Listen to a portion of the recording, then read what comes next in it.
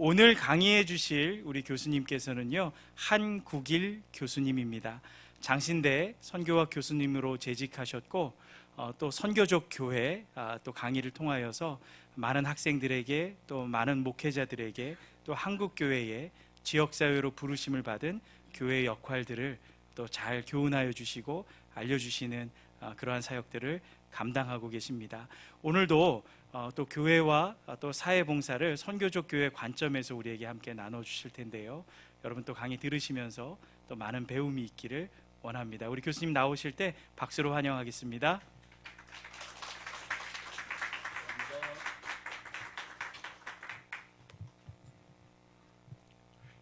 제가 어떤 교회에 가서 성도님들에게 그 지역사회 봉사를 열심히 하시는 목사님의 이야기를 이제 들려줬더니 끝나고 나서 젊은 청년 한 사람이 이렇게 솔직하게 고백하는 걸 들었어요.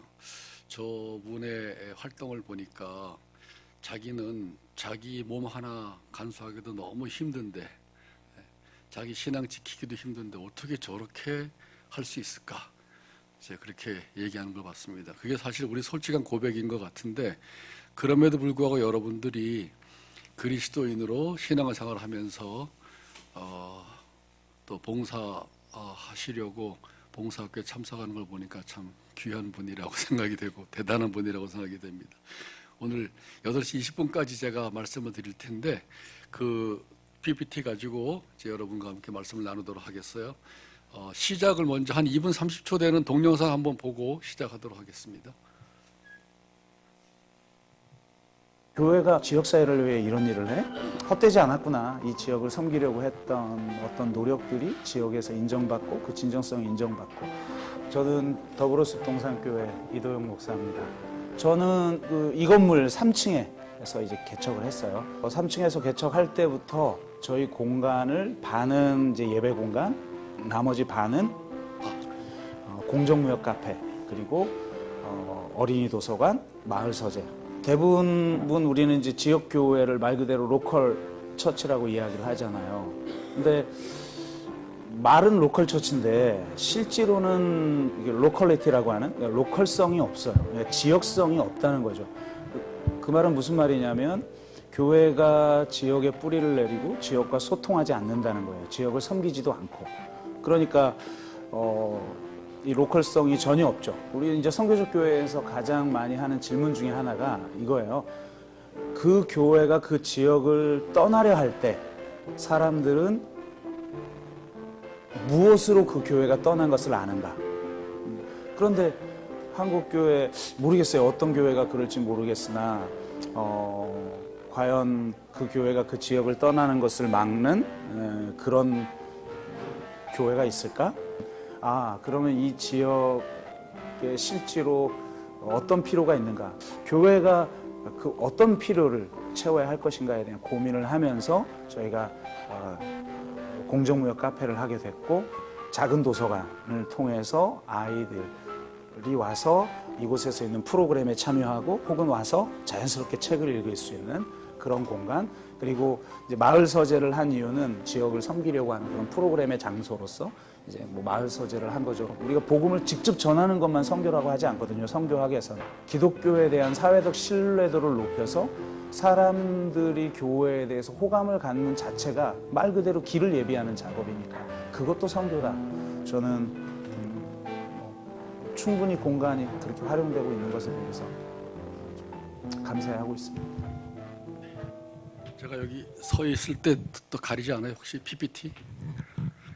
그 이도영 목사님이 짧은 이야기지만 자기 목회 활동에서 얻은 이야기를 우리에게 도전적으로 질문하고 있어요. 생각할 거리가 이번 얘기 속에 되게 많습니다.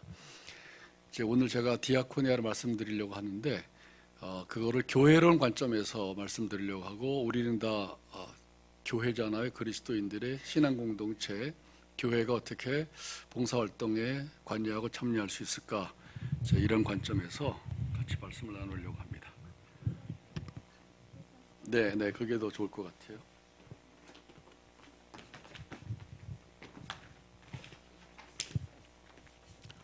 네,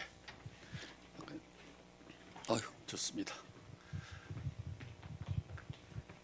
자, 우선 한국교회 이 공신력이라고 하는 말씀은 많이 들어보셨잖아요. 사회적 공신력. 공신력과 신앙생활 혹은 선교는 굉장히 긴밀한 관계가 있습니다. 한국교회는 선교 초기부터 1990년까지 거의 100년 동안 지속적으로 쭉 성장을 해왔어요. 90년이라고 자리 잡은 거는 이제 성장 관점에서 볼 때 침체기에 접어들고 지금은 감소기에 접어들었습니다. 옛날에는 우리 상상도 못했던 일인데, 그리고 성장을 뿐만 아니라 한국 사회 발전의 다양한 영역에 정치, 경제, 사회, 교육, 문화 등의 선한 영향력을 끼치고 사회적 발전을 하는 데 아주 중요한 영향을 끼쳤어요. 이런 과정을 통해서 한국교회는 사회적 공신력을 가지고 있었던 것이죠. 그리고 한국교회는 옛날 1% 미만이던 시절에도 사회 건전한 문화를 형성하고 도덕적인 역량을 발휘해 왔습니다. 우리가 7, 80년대 교회가 폭발적으로 성장을 했는데 종교사회학적으로 평가해 보면은 한국 교인들도 열심히 전도했지만은 사실은 전도에 세상이 응답할 수 있었기 때문에 그래요. 지금도 열심히 전도하지만 세상이 응답하지 않습니다. 그럼 전도와 응답 사이에는 뭐가 들어있냐면 사회적 신뢰도가 들어있는 거죠. 교회에 대한 신뢰, 그 다음에 그리스도인에 대한 신뢰. 그건 보이지 않으니까 우리는 겉으로 막 열심히 전도해서 몇 명 성장했다, 뭐 이것만 주로 얘기하지만 사실은 보이지 않는 그 영향력이 굉장히 중요해요. 첫 번째 우리가 기억해야 될 것은 사회적 공신력과 교회의 영향력, 이런 단어를 좀 기억하면 좋을 것 같아요. 다음에, 자, 그런데 한국교회 현주소를 보면 이제 90년대 이후부터 잘 아시는 것처럼 공신력을 많이 잃어버리고 영향력도 상실하고 있다. 이거 종교사회학자가 한국 개신교를 평가한 거예요. 제 얘기가 아니라 그걸 정리했는데, 개신교의 부정적 이미지가 뭐냐면 축복과 성공을 추구하는 성공 위주의 종교인 모습이다. 두 번째, 시장 논리와 물질적 가치에 지배되는 모습. 세 번째, 사회적 책임성이 약하고 개교회주의로 그들만의 잔치를 즐기는 배타적인 모임. 네 번째, 교회로서 구별된 개신교의 종교적 영성을 찾아볼 수 없다. 이렇게 이제 정리를 했는데, 이제 우리에게 사실은 문제가 되는 건 뭐냐면 이 네 가지의 뒷면으로 교회가 성장한 거예요. 그러니까 여기 있는 부정적인 부분은 성장 이면에 같이 가지고 있었던 이제 요인들이라고 생각하시면 됩니다. 축복과 성공을 내세워서 한국교회가 엄청 성장했어요. 7, 80년도에. 지금은 오히려 그런 부분에 대해서 사람들이 굉장히 식상하고 있죠. 시장 논리와 물질적 가치, 굉장히 경쟁적이고 물질적인 축복을 강조해서 한국교회가 굉장히 성장했는데 지금은 그 부분 때문에 굉장히 교회가 비판받고 있고, 그리고 한국교회는 교파주의지만 개교회주의예요. 성장도 거의 개교회 중심의 성장을 해왔습니다. 그러다 보니 사회적 책임성이 약한 것이죠. 개인의 구원과 개교의 성장이 7, 80년도 쭉 한국교회를 이끌어오는 또 성장의 동력이 됐는데, 이제 거꾸로 그것 때문에 오히려 한국교회가 지금 비판을 받고, 마지막에 네 번째는 이제 열심히 전도하는데 카톨릭으로 가는 경우가 적지가 않아요. 왜 그럴까 보면 개신교에 없는 이제 종교적인 영성 같은 부분들이 카톨릭에는 뭔가 있어 보인다는 거예요. 그런 부분들이 우리가 자성할 때 얘기해 볼 수 있는데, 이걸 통틀어서 교회가 지역사회와 대사회적 관계에 대해서 이제 개신교는 어떤 모습일까라고 할 때 외부 사람이 평가하기 전에 이제 그 한국에 있는 어느 목사님이 지역사회에 굉장히 활발하게 활동하시는 분이 이렇게 한마디로 딱 정리를 하셨어요. 여러분 그 생각을 어떻게 긍정할지 모르겠는데, 한국의 지역교회는 지역사회 전도는 하지만 지역사회에 관심은 없다. 한 40 몇 년 동안 지역 주민자치위원장도 하고 열심히 활동하시는 목사님이 한국의 지역교회를 이렇게 딱 정리했어요. 어떠세요? 공감이 가세요? 한국교회는 지역사회 전도는 하는데 지역사회에 관심은 없대. 다시 말하면 전부 전도 대상으로만 보는 것이 교회 바깥의 사람들을, 같이 더불어 살아가는 이웃으로 보지 않고. 다음에요. 자, 그런데 이제 사실은 산업화와 도시화 이후에 우리나라가 정말 무지무지하게 빨리 성장하면서 압축 성장이라는 용어로 한국 사회 변화를 얘기하잖아요. 그러다 보니까 공동체를 잃어버리고 공동체성도 잃어버리고, 또 아까 우리 이동영 목사님 말씀한 것처럼 지역에 교회가 있지만 그 지역성, 로컬리티를 잊어버렸다. 그런 부분이 이제 우리의 모습인데, 사실은 교회 바깥에서부터 이런 급격한 변화로 인해서 한국 사회에 미치는 영향력에 대해서 부정적인 부분을 먼저 깨닫고 극복하려고 하는 부분이 이제 지역 공동체 회복입니다. 그리고 마을이라는 말을 사실은 다시 사용하기 시작한 것이죠. 마을의 귀환, 그렇게 제가 잡아봤어요. 20세기 후반에 들어와서 전국적으로 지역 단위로 마을의 공동체성을 회복하려는 운동입니다. 지역 주민들이 중심이 돼서 지역 기관과 협력하면서 마을 만들기 운동. 지금은 홈페이지에 보면 전국의 마을 만들기 운동들이 다 있어요. 지방자치제, 지방분권제가 실행되면서 주민자치시대가 열리고 주민들이 지역사회 주체가 돼서 지역과 마을의 발전을 직접적으로 참여하면서 활동에 나가고 있죠. 저도 양평에 살고 있는데 얼마 전에 양평 의료복지 사회적 협동조합을 조직을 하고 출범을 하고 지금 이제 막 활동하고 있습니다. 우리의 모토는 뭐냐면 이 동네에서 살다가 이 동네에서 죽는다. 어느 때 나이가 들어서 갑자기 떠나버리는 거예요. 전혀 알 수 없는 장소, 요양원에. 그러니까 가능한 집에서 살다가 죽고 필요하면 이제 병원과 간호사들이 주치 제도를 만들어서 이제 하는데 거기 500명, 한 600명 정도 회원이 돼서 지금 이제 하고 있습니다. 오늘 이사회인데 제가 이사인데 거기는 오늘 참석을 못하고 여기에 왔어요. 그런 운동들이 다양한 형태로 지금 지역사회 안에서 이루어지고 있다는 것이죠. 마을은 뭐냐? 마을은 우리의 마음을 담고 있는 공동체다. 우리가 터잡고 살아가는 가장 실질적인 일상생활의 둘레다. 이 땅에 살아가는 모든 이들은 특정한 마을 안에 둥지를 틀고 그 마을의 문화적 전통에 의존하여 일상의 삶을 누리게 된다. 인하대학교 김영순 교수님이 정의한 건데, 뭐 70년, 80년 돌아보면 이런 정의 필요 없이 그냥 마을에 속해서 다 어른들이랑 더불어 살아왔잖아요. 그러다가 70년, 80년에 이제 우리는 마을을 잃어버리고 동네 안의 관계, 아마 제일 큰 원인은 아파트 주거 형태로 바뀌어서 그런 것 같아요. 좁은 땅에 인구가 밀집돼 있으니까 인기 밀도가 높고 아파트 안에 딱 들어가서 살면 거기 안에서 이제 우리는 평안과 기쁨을 누리는 삶의 방식에 너무 익숙해져 있잖아요. 동네로 돌아다니는 게 아니라. 다음에 그래서 지역 공동체 회복 운동으로 지금 다양한 형태로 마을 만들기를 하고 있는데, 아마 여기가 신사동이나 이쪽 지역도 이제 이런 활동들을 열심히 하고 있을 거예요. 저는 20년 동안 이제 전국에 마을 운동을 연구하고 사례 연구하고 거기에 지역의 교회들이 어떻게 참여하는가, 그 부분을 이제 연구를 해왔는데, 은퇴 후에 이제는 교회 차원에서 연구하지 않고 마을, 교회 바깥의 사람들이 어떻게 활동하고 있는지 거기 같이 끼어들어 가지고 이제 같이 관계를 하고 있어요. 마을 만들기 운동은 잃어버린 지역 공동체를 회복하는 운동인데, 파편화된 이기적 사회, 그다음에 국가 의존적인 관계를 벗어나서 지역의 주민들의 주체적 의식과 자발적인 참여를 통해서 지역 공동체를 회복하는 운동을 하고 있다. 요즘은 주민들이 아주 똑똑합니다. 의식이 분명하고, 뭐 소위 말하는 운동권에 있는 사람은 그런 게 아니라 모든 시민들이 다 그런 의식을 가지고 주체적인 삶을 살아가고 있어요. 그 다음에 연대 교수로 하시던 은퇴하신 조한혜정 교수님은 굉장히 아름다운 얘기를 썼어요. 시민 차원에서 사회 발전을 위한 지혜가 필요하다. 국가와 시장 단위가 아니라 먼저 지역과 마을 단위로 생각하고 일해야 한다. 마을에서 함께 모여 밥 먹고 아이들도 같이 키우고 오손도손 살고 동네 식당도 차리고 사회적 기업, 마을 기업도 하면서 잘 살아보자는 것이죠. 이 가능할 것 같아요? 네.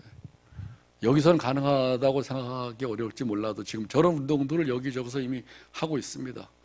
도시 안에서도 도시공동체 운동을 해가고 있고, 단절된 자기 안에 갇혀 있는 섬 같은 이제 삶의 방식이나 혹은 교회의 존재 방식을 우리들이 넘어서는데 공교롭게도 세상으로부터 도전을 받고 있다는 거예요. 전에는 우리가 세상을 끌고 갔는데 오히려 교회는 여전히 섬 같은 교회 건물 안에서 주로 활동하고 있는 반면에 이제 교회 바깥의 사람들은 굉장히 활발하게 활동하고 있습니다. 다음에 제가 이제 오늘 교회론을 말씀드릴 건데요. 교회론을 말씀드리기 전에 기존에 있는 교회 이미지를 먼저 한번 점검해 보면 좋겠어요. 제가 4가지 정도로 정리해봤어요. 한국에 있는 우리 속에 들어있는 교회 이미지, 방주적 교회론, 교회는 구원의 방주다. 많이 들으셨죠? 들어와야 구원받는다. 주로 구원론 중심으로 우리가 이해하기 때문에 방주라고 생각하고, 두 번째는 분리된 교회론. 여전히 구약의 성전 중심의 교회론을 많이 가지고 있어요. 교회는 거룩하고 세상은 악하다. 분리가 돼 있고 관심은 거의 교회 집중돼 있죠.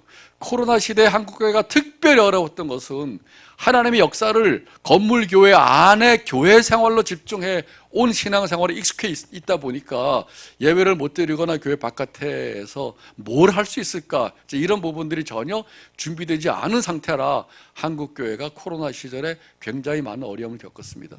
두 번째는 자연의 세 번째 결과를 가져옵니다. 건물 중심의 교회론. 교회란 뭐냐? 딱 떠오르는 게 건물이에요.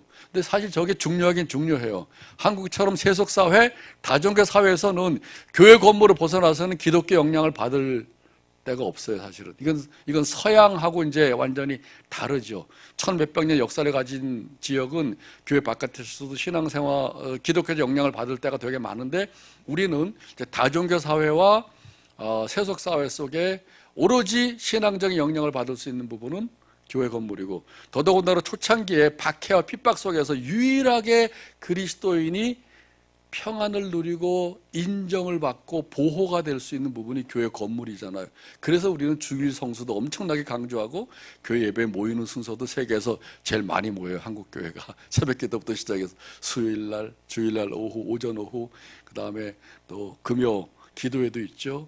구역 예배도 있죠. 이런 모임들. 자, 그런데 문제는 이 네 가지 교회 이미지, 거의 목사님들도 이 이미지에서 목회하고 성도들도 이 이미지 내에서 신앙생활 하는데, 이 부분이 틀린 부분은 아니지만 제가 말씀드리려고 하는 성경에서 우리에게 보여주는 교회론에 비춰보면 너무 좁아요. 교회가 좁으면 어떻게 되냐면 신앙생활의 폭이 좁습니다. 목사님들이 교회론이 좁으면 목회 활동 영역이 좁아요. 성경 자체도 그렇게 좁게 박힌 이해가 안 되는 것이죠. 자, 그런 점에서 이제 저는 이 교회론을 넘어가야 되는데, 그걸 선교적 교회론이라는 이름으로 여러분들이 말씀드리고, 여러분이 하고 있는 사회봉사 활동이 바로 그 선교적 교회를 통해서 실천되는 활동으로 이제 말씀을 드리려고 해요. 다음에 자, 이런 마을 운동에 대한 도전을 받아서 교회도 응답을 합니다.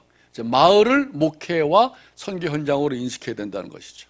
그러니까 지역사회에 전도하지만 지역사회에 관심이 없다. 그거는 마을이 관심이 없는 거잖아요, 지금. 그런데 그게 아니라 마을을 목사와 목회와 선교 현장으로 인식하고, 지역사회는 지역교회 1차적인 선교 현장이다. 지역성을 가지고 있는 교회로 다시 바꿔줘야 된다는 거예요. 목회자는 선교사와 같은 관점과 마인드를 가지고 선교적인 목회, 교회 안에 성도만 대하는 게 아니라 교회 바깥에 통장님과 청장님과 이 주변에 있는 사람들과 활발하게 교제를 나눠야 되는 시점이 왔다는 거예요. 그래서 오늘의 지역교회 과제는 어떻게 지역교회가 지역사회와 함께 공존하고 동행할 수 있는가에 선교적인 초점을 맞춰야 되고, 90년까지 우리를 이끌어왔던 개교의 성장으로부터 마을로 확장되어야 된다는 것이죠. 다음. 자, 이런 관점에서 디아코니아가 어떻게 이 교회론에다가 세워질 것인가라고 하는데, 보통 여러분은 지금 활발하게 활동하고 계시지만 교회에서 일반적으로 봉사 얘기하면은 몇 가지 이렇게 계속 제기되는 고정적 질문이 있어요. 첫째, 교회는 영혼 구원을 위한 기관이지 교회가 구제기관이 아니다. 그런 얘기도 많이 들으셨죠. 여러분도 아마 그런 질문을 가지고 계실지도 모르겠어요. 교회 바깥에 구제하는 데가 많은데 교회까지 그걸 해야 되냐? 교회는 영혼 구원에다가 집중해야지. 첫 번째 질문입니다. 두 번째, 봉사하면 교회가 성장하냐? 봉사하고 교인이 얼마나 늘었냐? 이건 이제 주로 목사님들이 질문 많이 하는 거예요. 목회자 세미나에 가면 열심히 섬기고 봉사하면 교회가 성장하냐? 세 번째, 봉사하는 건 좋은데 봉사가 본질이 아니라 전도를 위한 도구가 되어야 되지 않냐. 결국 전도를 위해서 봉사해야 되는 것이죠. 이런 부분에서 우리가 아는 독일의 유명한 신학자 보네포는 은혜를 값싼 은혜란 말로 순정 없는 믿음만 강조하는 그런 얘기도 했습니다. 다음에 그러면 섬김과 봉사에 대한 성서적인 근거를 좀 살펴보면 하나님은 세상을 사랑하신다. 이 요한복음 3장 16절이 우리 신앙의 출발점이잖아요. 하나님은 교회를 이처럼 사랑하신다 말씀하지 않으셨어요. 하나님은 그리스도인들을 이처럼 사랑하신다 말씀하지 않으셨어요. 교회와 그리스도인이 어디에 포함되어 있냐면 세상을 이처럼 사랑하신다는 내용 속에 포함되어 있습니다. 그리고 그 세상은 헬라어로 코스모스인데 하나님이 만드신 전 피조 세계를 말하는 것이죠. 다시 말하면 하나님의 관심사는 이렇게 넓다는 거예요. 그 하나님을 아버지로 고백하고 하나님의 자녀로 살아가는 우리의 관심사가 그러면 어느 정도인가 살펴보면 너무 격차가 나잖아요.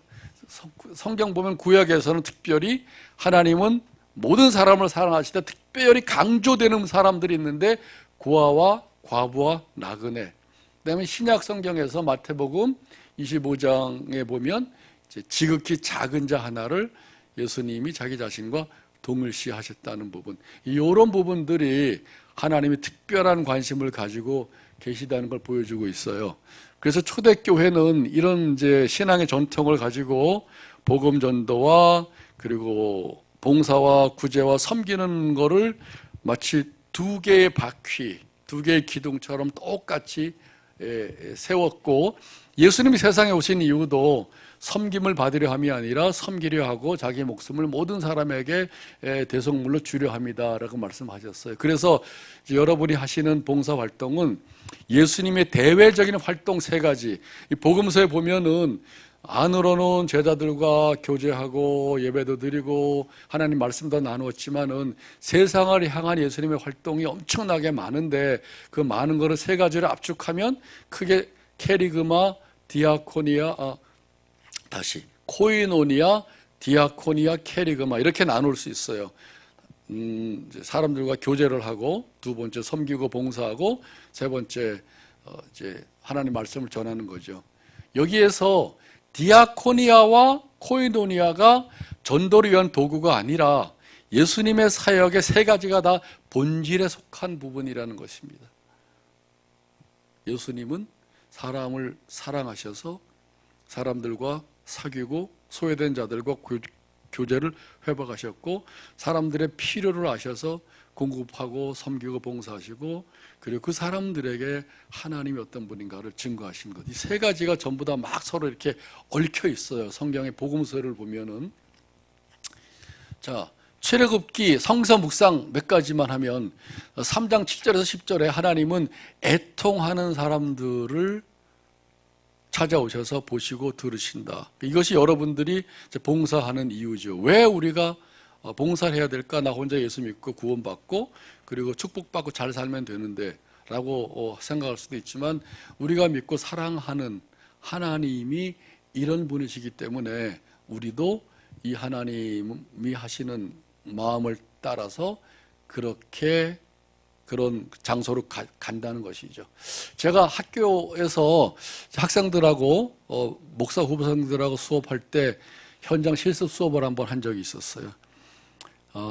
방학 동안에 이제 다양한 현장, 소년원, 양로원, 보육원, 장애인시설, 요양원, 혹은 교도소, 뭐 쉼터 이런 데 쭉 실습을 한 다음에 돌아와서 학기 시작될 때 돌아온 데를 보고하는 시간이 있었는데, 소년원, 양로원, 보육원, 장애인시설, 요양원, 쉼터, 교도소 다 사회 어려운 지역이잖아요. 근데 자기가 갔다 와서 보고 온 얘기를 쭉 하는데, 그때 제가 이제 수업 시간에 수업도 학교 강의실도 기가 막힌 하나님의 선교 현장입니다. 여러분의 일터도 하나님의 음성을 들을 수 있고 하나님의 역사를 경험할 수 있는 것처럼, 꼭 교회 안에서만 우리가 하나님의 역사를 경험할 수 있는 게 아니에요. 모든 현장이 다 하나님의 일터인데, 수업할 때 제가 그 보고한 내용을 들으면서 절규하는 느낌을 받았어요. 사회 곳곳에서 평소에 관심 갖고 있지 않는 곳곳에서 죽겠다고 소리를 지르는구나, 그걸 제가 느꼈어요. 그리고 또 사실이잖아요. 지금 이런 데 살고 있는 사람들이 쉬운 삶이 아니니까. 그러면서 제 속에 질문이 생겼어요. 이 절규하는 소리를 누가 듣지? 우린 잘 못 듣잖아요. 하나님이 들으시지. 왜냐하면 하나님은 바로 위에서 말한 것처럼 애통하는 자의 소리를 들으시는 분이시니까. 시편에도 그런 고백이 너무 많이 나오니까 하나님이 들으시지. 그 다음에 또 질문이 생겼어요. 하나님이 들으신다는 걸 누가 알지? 하나님을 아버지로 믿고 고백하는 교회가 알지. 그럼 교회는 어떻게 해야 되냐? 하나님이 들으시는 걸 교회가 듣고 하나님이 행하시는 것을 교회가 하는 것이 이게 교회다움과 그리스도인의 삶이구나. 그걸 제가 수업하다가 깨달았어요. 사회봉사에서 굉장히 중요한 근거 중 하나가 될 수 있습니다. 두 번째, 선한 사마리아인의 비유예요. 어떤 사람이 예수님에게 와서 제가 무엇을 하여야 영생을 얻습니까? 이렇게 물어봤어요. 영생에 관심을 가지고 뭘 해야 되나고. 그러니까 이제 율법에 뭐라고 써 있냐 그랬더니 하나님을 사랑하고 또 이웃을 사랑하라. 옳다. 그럼 너도 가서 행하라 그랬더니 이 사람이 그럼 내 이웃이 누구지요? 또 이렇게 물어봤어요. 그래서 예수님이 시작한 내용이 선한 사마리아인의 비유인데 그 얘기를 쭉 한 다음에 마지막에 이제 누가 이 강도 만난 사람이 이웃이냐 이렇게 물어봤더니 자비를 베푼 사람입니다. 너도 가서 자비를 베푸는 사람이 되라. 그게 그 본문의 결론이에요. 그러니까 시작을 영생에 관심을 가지고 시작을 했어요. 무엇을 해야 영생을 얻습니까? 예수님의 결론은 너도 이와 같이 어렵고 강도 만나고 힘든 사람들을 위해서 자비를 베풀고 그렇게 행하라는 것이죠. 믿는 사람도 있고 아는 사람도 많지만 행함이 없는 사람들이 되게 많이 있어요. 여러분 밑에 홍동환 목사 홍천 도심립교회 시간이 없어서 말씀 못 드리겠지만 여러분 유튜브에서 홍동환 치면 나의 미천한 선교 이론이라는 설교가 나와요. 2014년 장신대에서 한 설교 꼭 한번 들어보셔요. 눈물을 펑펑 흘리면서 제가 들었어요. 그리고 그때부터 그분을 알게 되면서 그 교회를 많이 다녔는데 동네 선교 공동체로 들어갈 때 동네 사람들이 다 막았어 못 오게 목사가 온다고. 그래서 이제 대화하면서 전도하지 말라 그래서 전도하지 않겠다고 집집마다 전도하지 마시오 안 하겠습니다. 그래서 서약하면서 속으로 뭐라고 했냐면 내가 말로는 전도하지 않는다. 행동과 삶으로 전도한다. 그 후에 어떻게 됐느냐? 그건 여러분 설교를 들으시고 거기서 답을 찾으세요. 정말 감동적인 설교입니다. 홍동환의 나의 미천한 선교 이론. 나중에 봉사팀이 한번 홍천 도심립교회 한번 방문하시면 너무 좋을 것 같아요. 그래서 현장에 그분 얘기를 한번 좀 들을 수 있는 기회가 있으면 좋겠습니다. 다음에 자 선교 현장에서의 각성. 선교 현장에서 선교 활동하러 간 선교사님이 거기서 또 엄청나게 많이 배웁니다. 베트남으로 선교 활동 간 김덕기 선교사님이라고 제일 오래됐어요. 베트남 문이 열리자마자. 지금도 베트남에는 선교 자유가 주어지지 않는데 30몇 년 전에는 얼마나 빡빡했겠어요. 그렇지만 어쨌든 선교사로 가면서 확신을 가지고 이제 비행기 타고 가면서 하나님 앞에 하나님 3년이면 베트남이 복음화가 됩니다. 제가 베트남 복음화 시키겠습니다. 그리고 확신을 가지고 이제 갔는데 딱 내려보니까 할 수 있는 게 아무것도 없어요. 언어도 모르지 선교 자유가 주어져 있지 않지 선교 활동하다가 알면 금방 쫓겨날 텐데 거기서 이제 3년을 엄청 힘들게 지내면서 답답한 삶을 살았어요. 왜냐하면 전도를 해야 되는데 전도할 기회가 없으니까. 그러다가 어느 날 베트남 사람하고 자기하고 베트남어로 된 성경을 이렇게 딱 펼쳐놓고 같이 읽으면서 자기는 베트남 언어를 배우고 베트남 사람은 성경을 이제 읽을 수 있는 기회를 제공하는 거지. 이렇게 하다가 베트남 사람을 딱 쳐다보는 순간 엄청 중요한 깨달음이 생겼습니다. 그게 뭐냐면 하나님이 베트남 사람들을 사랑하고 계시는구나. 그걸 깨달았대요.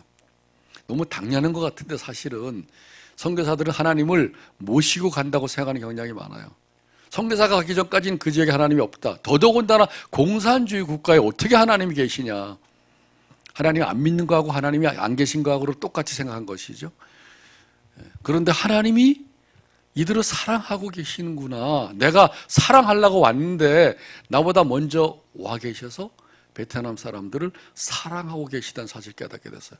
그 다음에 질문을 했어요. 그럼 이 하나님의 사랑을 지금 전할 수가 없는데 어떻게 하면 좋을까 하다가 이분이 베트남이 더운 지역이기도 한데 이제 지금 많이 경제적으로 성장했지만 30년 전에 얼마나 경제적으로 힘들겠어요. 바닥에서 바나나 껍데기 깔고 자는 사람들을 많이 봤어요.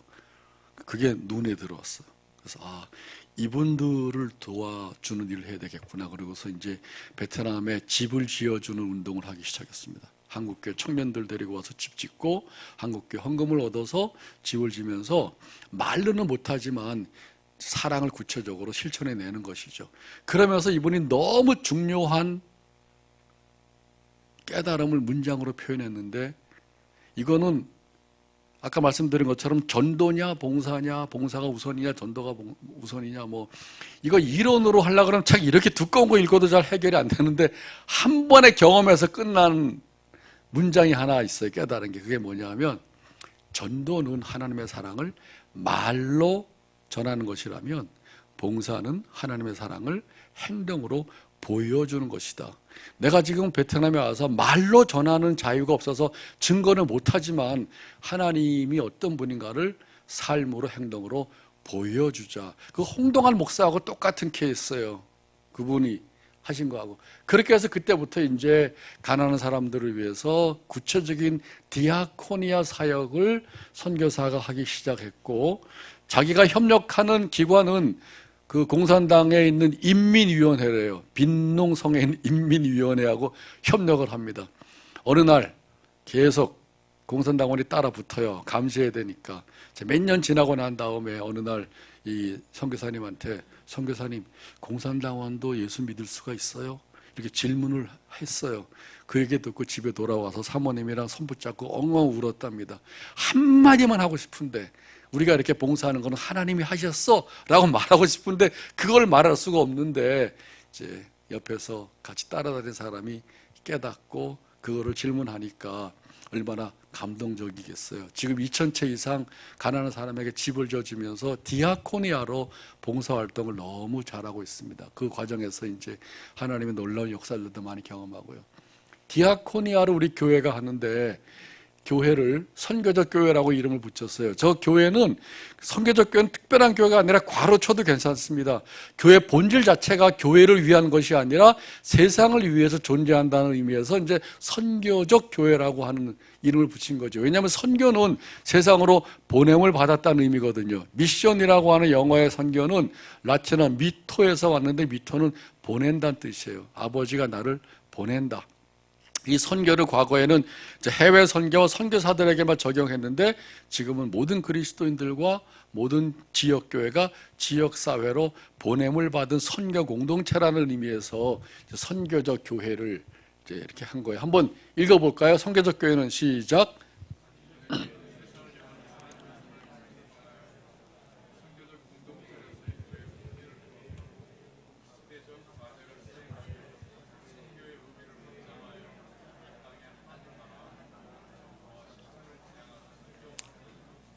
네, 이제 선교적 교회가 무엇인가를 이론으로 복잡하게 설명할 수도 있지만은 크게 세 가지 성경 말씀 가지고 세 기둥으로 말하면, 첫 번째 요한복음 3장 16절, 하나님은 세상을 이처럼 사랑하셔서 독생자를 주셨다.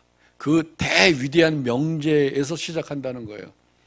거기에 이제 교회가 들어있는 것이죠. 첫 번째가 세상에 대한 하나님의 사랑, 지역에 대한 하나님의 사랑, 교인뿐만 아니라 불신자에 대한 하나님의 사랑, 여러분 회사에 교회 안 다니는 동료에 대한 하나님의 사랑, 유대인을 하나님이 특별히 사랑하는 게 아니라 유대인과 이방인을 동일하게 하나님께서 사랑하신다는 이 세상을 향한 하나님의 사랑에 대한 새로운 깨달음이 필요하고, 두 번째가 교회가 무엇인지 좀 이따가 하고, 세 번째가 요한복음 20장 21절에 부활하신 예수님이 제자들에게 오셔서 아버지가 나를 보내신 것처럼 나도 너희를 보낸다. 17장 18절에 좀 더 구체적으로 아버지가 나를 세상에 보내신 것 같이 나도 너희를 세상에 보낸다. 이게 바로 교회의 존재의식이고, 그리스도인이 살아가는 동안에 어떤 의식을 가지고 살아야 될 것인가. 정말 예수님을 믿고 예수님의 제자로 살아가는 사람이라고 한다면 보냄을 받은 자로서의 삶을, 의식을 가지고 살아야 된다는 것이죠. 그렇게 되면 가정, 직장, 우리가 살아가는 이웃과의 관계, 일상 전체가 하나님이 일하시는 선교 현장이자 동시에 나를 그곳에 보내신 이제 파송하신 현장이라는 의식을 가지고 살아가야 된다는 거. 그거는 매번마다 전도하란 말 아니에요. 전도하면 전부 도망가고 여러분 주변에 아무도 없을 겁니다. 그게 아니라 말로 전할 때는 말로 전하지만 아까 말씀한 것처럼 여러분의 존재 자체가, 관계가, 생각이, 삶이 보냄을 받은 자의 의식을 가지고 그렇게 세상 속에서 살아가는 걸 말하는 것이죠. 이런 점에서 지역교회는 지역사회에 보냄을 받은 선교공동체고, 그리스도인은 우리가 살아가는 삶의 모든 현장에 보냄을 받은 선교적인 존재로 살아가는 것이, 그게 그리스도인과 교회의 정체성이다. 이렇게 이제 정리를 하는 거예요. 그 다음에 그래서 이 한 가지만 보겠어요. 에베소서 1장 23절이 맨 위에 있는 건데 한번 읽어봅시다. 시작. 교회는 그의 몸이요 만물 안에서 만물을 충만하게 하시는 이의 충만함이니라. 에베소서는 공교회를 말하는데, 아까 제가 한국에 있는 그 교회 현실적 이미지가 네 가지라고 그랬잖아요. 방주적 교회, 분리된 교회, 건물 중심의 교회, 그리고 이제 프로그램 중심의 교회. 틀린 건 아니지만 성경에서 말씀하고 있는 교회론에 비춰 볼 때 너무 편협하고 좁다 그랬잖아요. 성경이 우리에게 약속하신 교회란 뭐냐 하면, 첫 번째 그리스도의 몸이고, 두 번째는 차원이 만물 안에서 만물을 충만하게 하시는 그리스도의 충만함, 그게 바로 교회라는 거예요.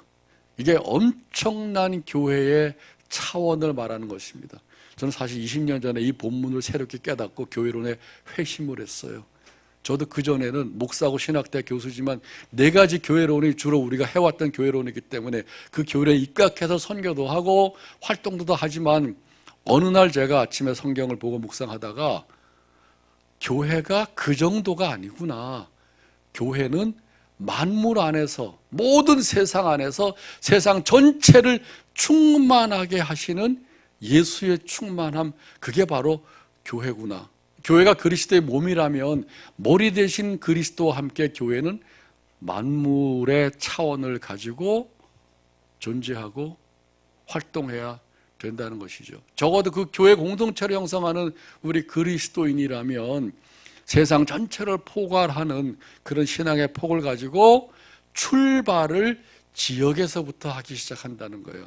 지역 안에 좁아지거나 교회 건물 안에 축소되는 부분이 아니라, 무슨 말씀인지 아시겠죠? 이게 되게 가장 중요한 교회론의 내용인데 시간 관계상 짧게밖에 말씀을 못 드리겠어요. 어쨌든 예수 그리스도의 몸이라는 것은 성경에서 기록한 예수님의 복음서에 기록한 삶을 우리들이 같이 실천해내는 건데, 압축해서 말하면 코이노니아, 교제로 회복하고, 디아코니아, 여러분이 하시는 섬김과 봉사하고, 세 번째 케리그마, 하나님의 말씀을 이제 전하면서 그걸 밝히 깨닫게 하는 것이죠. 넘기세요. 그리스도의 몸. 그래서 여러분 복음서를 다시 읽으시면서 예수님의 말씀뿐만 아니라 예수님을 발견하시길 바랍니다. 예수님이 세상에서 어떻게 사셨는지. 간혹가다 목사님은 그럼 교회가 뭘 해야 될까요? 이렇게 물어보는 분이 계신데 답은 너무 명확하게 나와 있어요. 어디서 찾을 수 있을까요? 예수님의 삶과 사역에서 찾을 수 있죠. 너무 많아요. 너무 다양해. 그게 바로 그의 몸인 교회가 쫓아가야 할 내용이라는 거죠. 그 중에 코이노니아, 예수 믿는 사람들끼리만이 아니라 교회 바깥의 이웃들하고도, 직장 동료들하고도, 물론 말이 통하지도 않고 가치관이 다르긴 하지만 그럼에도 불구하고 폭을 넓혀서 교제로 회복해야 되는 선교적 과제. 둘째는 지역과 사람들을 섬기고 봉사하는 활동. 세 번째 케리그마, 하나님 말씀을 전하고. 예수님은 지금도 활동하고 계시는데 어떻게 활동하고 계시냐? 그의 몸인 교회와 여러분을 통해서 복음서에서 기록됐던 내용들을 지금도 하고 계시는 것이죠. 그런 점에서 교회는 예수 그리스도를 대리하는 사람이다, 지상의 대리자다, 그렇게 신학적으로 설명을 하기도 합니다. 그런 점에서 이제 예수 그리스도의 몸이요 만물 안에서 만물을 충만하게 하시는 예수의 충만함이 교회라는 부분들. 그러면 뭐 무궁무진하진 않아요? 이 충만함, 그 다음에 나오는 거예요. 세 번째, 이제 만물이라는 차원, 이게 중요합니다. 하나님이 세상을 이처럼 사랑하사라고 하는 것처럼 만물 안에서 만물을 충만하게 하는, 교회에만 관심을 갖고 계신 게 아니에요. 그 만물 속에 지역이 있고 여러분의 가정과 직장이 있습니다. 소중한 직장, 그리고 우리 일상이 있고 그 모든 부분들이 예수의 생명의 충만함이 이루어지는데 누구를 통해서? 그의 지체인 교회와 그리스도인을 통해서 이루어진다는 것. 이런 부분들이 다 우리가 왜 교회가 구원으로 끝나는 게 아니라 봉사와 섬김의 활동을 해야 할 것인가라고 할 때 바로 교회가 본질적으로 그렇기 때문에 그 일을 우리가 자연스럽게 하는 것입니다. 그 다음에 봉사활동의 사례, 여러분들 많이 있으시겠지만 우리 교단에서 하고 있는 일들을 교단의 지역교회들 한번 제가 이렇게 범주화해 봤어요. 가족이란 범주에서는 가족상담, 아버지 학교, 어머니 학교, 싱글 사역, 50대 갱년기를 겪는 여성들에 대한 상담, 이건 너무 중요해요. 제 아내 50대 때 한번 경험해 보니까. 그 다음에 싱글들, 교회 안에 싱글의 자리는 없다. 결혼에 대한 관점에서 보면 너무 힘들고 외로운 사람들이에요. 싱글을 싱글 자체로 봐주는 거 되게 중요하고, 어린이, 청소년, 모든 인생의 세대마다 교회가 사실은 동행합니다. 그렇죠? 30대 초반에 결혼해서 아이 가진 그 엄마들 너무 중요해요. 몇 년 동안 영적인 공백기가 있어요. 우리 딸을 보니까. 그럴 때는 아이를 좀 교회에서 봐주고 둘이 가서 놀다가 와라, 이렇게 해주면 얼마나 좋겠어요. 그런 부분들이 다 중요한 사역 중에 하나라고. 새터민 사역, 다문화 가정 점점 더 앞으로 많아질, 그 다음에 교도소 방문, 산업선교, 장애인 복지, 노숙인 복지, 호스피스도 너무 중요해요. 저는 호스피스가 동네마다 하나씩 있고 여러 교회들이 협력해서 호스피스에 교인들이 봉사하면 좋겠어요. 저희 아버지가 부천에서 사시다가 돌아가셨는데 이제 은퇴하신 목사님이었는데 그 옆에 있는 시흥의 호스피스에서 5일 계시다 돌아가셨어요. 근데 호스피스 원장님이 목사님이면서 의사였었는데 거기에 18개 교회가 협력해서 호스피스 사람들을 후원하더라고. 유가족은 아직은 아니지만 그 가족들도 위로해주고 돌봐줘요. 거기서 5일 동안 너무 행복한 시간을 가지시고 그리고 돌아가셨어요. 한 교회는 하기 힘들지만 지역의 교회들이 힘을 합하면 굉장히 큰 시너지가 나옵니다. 저는 지역마다 앞으로 의사도 봉사를 하고 병원도 봉사하고 교회들도 훈련을 받아서 호스피스 봉사를 하면 선교에도 너무 도움이 되고 그 가장 어렵고 외롭고 인생의 마지막 시기에 있는 그분들과 함께 동행한다는 사역이 너무 좋은 거죠. 환경, 교육, 지역사회 등등 다양한 이제 우리 일할 수 있는 카테고리가 있죠. 그 다음에 실제적인 원리를 보면 넘기세요. 첫 번째, 분리된 교회를 넘어가야 됩니다. 방주적 교회를 넘어가야 돼요. 그래서 목사님들에게 세미나 할 때는 더 이상 교회 안의 목회로 만족하지 말고 교회 자체가 세상을 해서 열려있기 때문에 목회의 영역도 세상을 향해서 열어야 된다. 기성교회에서 30년 목회하시던 목사님이 이런 선교적 교회를 깨닫고 이제 전환을 했는데 그 전환의 첫 출발점을 이렇게 얘기했어요. 목사 사무실을 나오는 것이다. 더 이상 사무실 안에서 컴퓨터 가지고 목회하는 게 아니라 동네 사람들을 만나는 거예요. 이런 얘기를 안동 지역에 있는 목사님들하고 세미나를 했는데 한번 숙제를 두고 이번 주에 동네 기관장 만나기 했더니 큰 교회 목사님이 동네 구청장 만났어요. 몇 년 만에 만났냐면은 18년 만에 처음 만났더라고. 그 교회 18년 동안 있었는데 18년 만에 처음으로 구청장 만나서 제가 이 지역의 교회 목사입니다. 뭐 우리가 도울 게 없을까요? 그랬더니 너무 반가워 하시더래요. 그동안 너무 우리는 교회 안에 갇혀 있었던 것이죠. 다음에 지역의 필요. 이게 구체적으로 활동 내용을 찾아요. 어느 목사님이 그렇게 얘기하셨어요. 지역에 관심을 가지면 지역사회가 보인다. 저절로 보이지 않아요. 관심을 가져야 보입니다. 그리고 무엇을 해야 될 것인가는 관심을 가지는 그 지역사회에서 필요해서 배우는 거죠. 오늘 여러분들이 모임 마치고 끝나고 소그룹 토의할 때 제가 주제 달라 그래서 3가지, 내가 일하려는 영역에서 필요가 무엇인지를 한번 찾아보자. 하나, 둘, 3가지. 그 다음에 교회 안의 자원. 교회 안의 자원 엄청나요. 합하면 한국도 뒤흔들고 남을 만한 자원들이 다 있어요. 특히 여러분 교회는 더 할 거예요. 그 자원들, 인적 자원, 물적 자원, 공간, 뭐 굉장히 경력들, 영향력 이런 부분들을 뭉치면 얼마나 놀라운 영향력이 되겠어요. 그러니까 이제 교회 지도자들이 그거를 묶는 역할을 하고 성도들은 기꺼이 자기 은사를 제공하고 은사가 없다고 말하는 사람들에게 은사를 발굴해내는 것도 굉장히 중요합니다. 한 달란트 땅에 묻은 사람처럼 살지 않도록 하는 것이죠. 세 번째, 프로그램은 바로 이겁니다. 지역에 관심을 가지고 지역 사회를 보니까 필요가 보여. 그리고 이제 우리 교회를 보니까 자원들이 있어요. 두 개를 연결시키는 과정에서 창의적인 프로그램들이 나와요. 물론 다른 교회 프로그램을 봐도 참고가 되지만 지역마다 다 특색이 있기 때문에 이제 지역마다 다른데 그 지역에 적합한 봉사 활동을 하기 위해서는 필요를 발견하고 교회 안에 자원을 발견해서 연결시키는 작업을 통해서 우선순위를 매겨보면 거기서부터 이제 우리가 봉사하고 일할 수 있는 내용들이 만들어지게 되는 것이죠.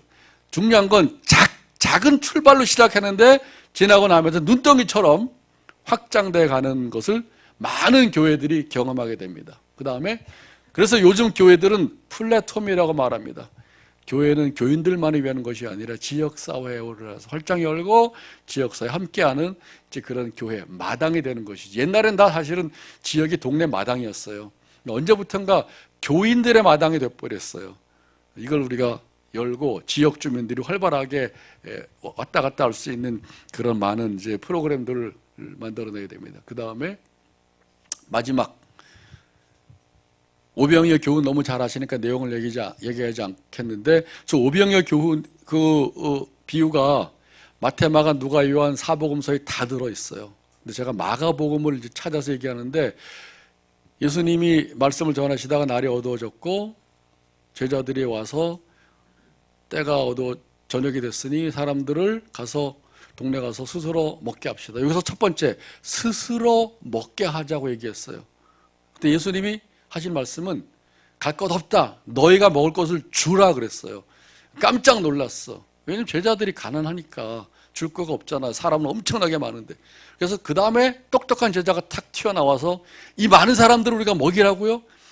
이 사람들을 먹이려면 200데나리온의 돈도 부족할 텐데요. 요한복음에 보니까 이 똑똑한 사람이 빌립이더라고, 빌립. 세 번째, 예수님께서 하신 말씀